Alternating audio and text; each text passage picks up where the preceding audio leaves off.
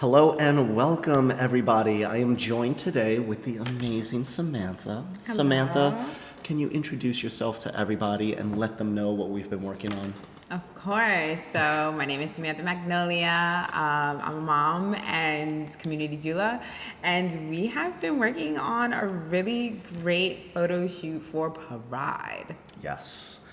So this concept that I came up with, I was originally it was gonna be completely different than what it ended up being. Yeah. So originally what I wanted to do was I wanted to do body paint, and I wanted to paint the rainbow across the body, and it was gonna be awesome, but everything fell apart.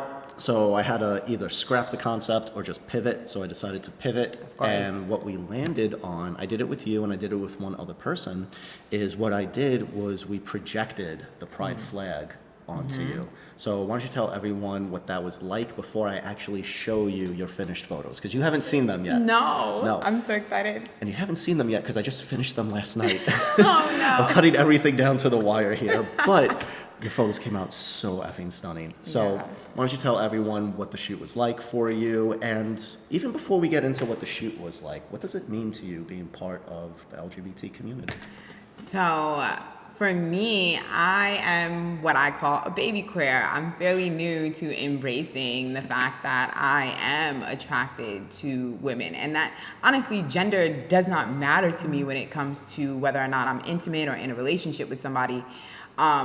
So for me, it's really being a part of the Alphabet Mafia is really about having a community where I'm allowed to explore who I truly am as an adult, which is like kind of a weird place to like be like just now realizing like my sexuality and my gender, and having a space where me exploring that is not just okay, but it's embraced and encouraged, and I'm receiving guidance from other people. And so that's what it means to me to be a part of this community, is to like have this space where I get to have a chosen family that loves me, not despite my sexuality or my gender, but as my whole self.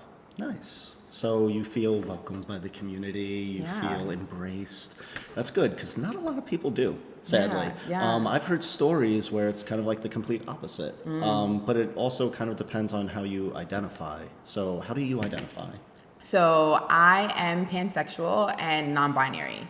And I think those are two of kind of like the categories, whatever you want to call them, identities in, our community that people kind of like side eye a little bit. Yeah. Because they're like, are you really, Yeah.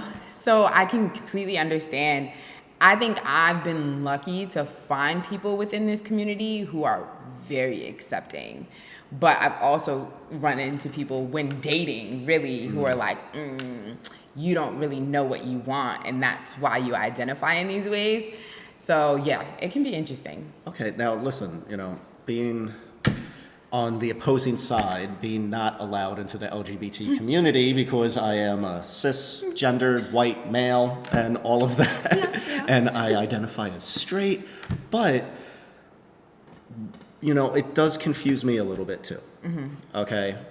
But what does it mean to you being pansexual and being non-binary? Like by non-binary specifically, I don't understand 100% myself. Yeah. But that doesn't mean I don't accept you. Yeah. It's just I want to learn. I want to understand. And I feel like the big problem where there is a divide, if you would, is because of just lack of knowledge and not being educated on this stuff. Yeah. And anything new is scary for people. So what does it mean to you being non-binary and being pansexual? Yeah. First, I want to say, like, because this is a fairly new identity to me, I can completely understand the other side, because I was like, before and didn't like really understand either. But for me, being pansexual means like exactly, like, I don't care what someone has in their pants. I don't care how they identify. Like, I just want to love somebody's whole person and allow them to be fluid and expansive in who they are in that moment and take that journey with them. And then being non-binary for me means like I don't really identify with being a cisgendered woman. I felt for a very long time that I was cosplaying like femininity in my life, like what I thought it was supposed to look like, but it didn't really feel like who I was. I am a person who is like very masculine in some ways, in the way I sit sometimes, and the things that I do, and I love to embrace that like strength and masculinity and like protecting people in a certain way. Like I love to embrace that portion of myself as well, just as much as my feminine. So for me, it's just like it gives me the ability to be fluid within that, to have, you know, a bald head but wear a dress at the same time, you know. Yeah, it gives but me that. also, like, at the same time, like, what you wear doesn't necessarily identify you as being female or male. This is true. You know, so that's where like my confusion comes into play. And but it's great hearing your story, what it means to you and everything. Now, one thing that you did mention is that you felt like you were cosplaying when it came to like being a female. Okay, we did a photo shoot before. Okay, before I called you in for the shoot and everything. What was that shoot like for you? Because I know you said afterwards that you don't feel that way anymore after we did the shoot. So elaborate on that for me. So that shoot really allowed me to embrace where I was at that time, like, and see myself in a way I had never saw myself before. Like I had never saw myself in this like pure like beauty and like, oh, it was so delicious, that shoot. Like I would take me home from that shoot. But looking at those pictures, like I also started to feel like, but I don't feel like that's me. Like I don't feel like that's how I authentically like am, and being able to see myself like in that grade of beauty where I should be able to like fully identify with the woman I was seeing in those photos. And not feeling that, I was like, oh, maybe there's more here. And at that point I had already realized that I wasn't, you know, straight.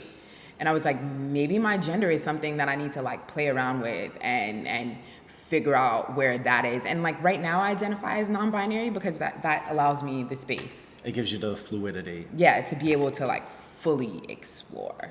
Very nice. Now, one of the main things that we did with your shoot, which I think is very symbolic and just amazing about everything that's been happening with you on this journey of yours, is we kind of ended your shoot with this insane Phoenix photo shoot.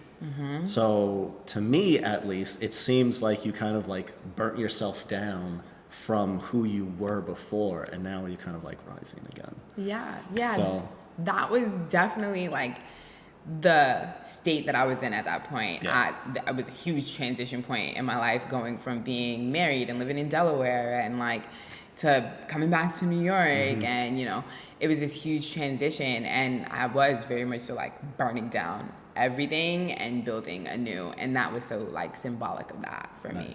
So now the main question that I have for you, Samantha, are you ready to see these photos? Oh my God, I'm so ready. Okay, so let me pull it up on here for you. Oh my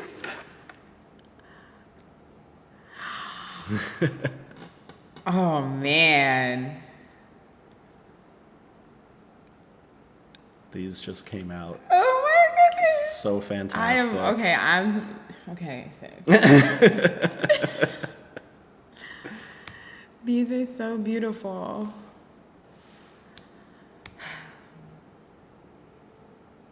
I love it. And this was the last one.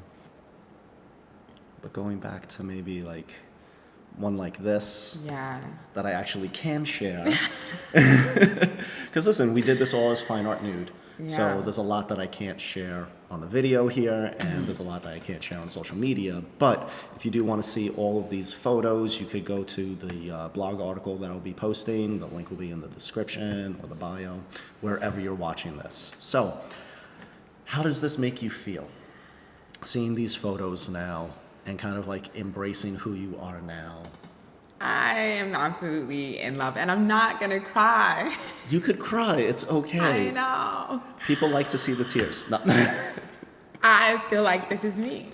I feel like this is how I feel, and this is who I am, and to be able to like see it with, you know, my flag, you know, and representing, you know, the tribe, the family that I have been able to build on this journey is just really beautiful for me to be able to see it like this.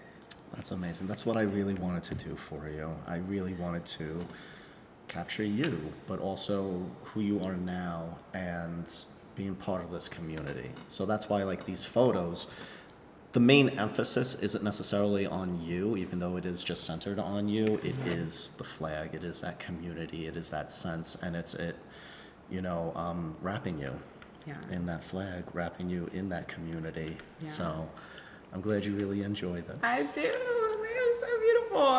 Oh my goodness. What you do, and I say it all the time, but what you do is so needed, like in this world for, women, femmes, like to be able to come into a space where we can be comfortable fully, like being full in our bodies and in ourselves and in our expression, and then be able to see it like in print. Yeah. As like a constant reminder that this is who we are in our fullness. Exactly. And when I started this, it was really because I had low self-esteem. I didn't like the way that I looked. And it wasn't until I started taking photos of myself that I'm like, oh, I'm not that bad looking. But when I realized that I could do that for other people, when I realized what my actual like purpose was, because this whole business of mine is really the culmination of all my skills and talents.